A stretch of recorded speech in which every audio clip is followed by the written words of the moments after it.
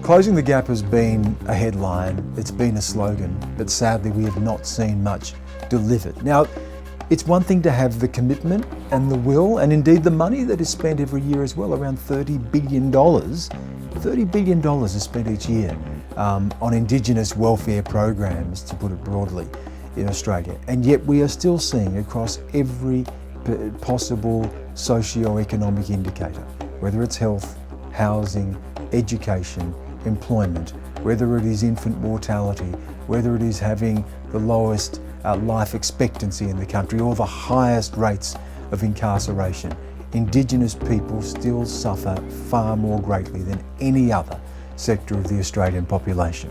And rheumatic heart disease is an extraordinary example of this.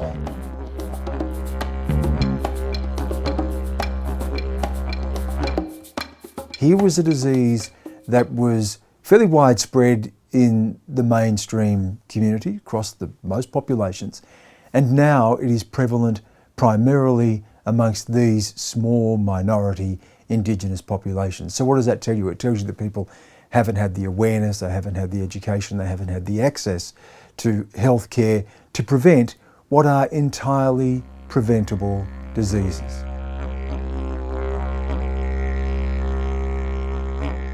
So what does it tell us? It tells us that we need greater political clout. We need greater political involvement.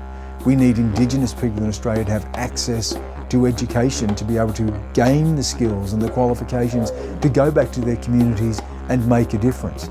We need to be able to look at a political process, a process of raising awareness and having buy-in from the Indigenous population here before we can really get around to tackling these crippling issues. And rheumatic heart disease stands out as a great example of this because they've been able to make a difference in New Zealand, because in the broader Australian population it was effectively eradicated, and yet in the Indigenous population it remains. So it stands as an extraordinary example in and of itself of just how much more needs to be done, not just in that area, but as a symbol of the broader challenges in Australia.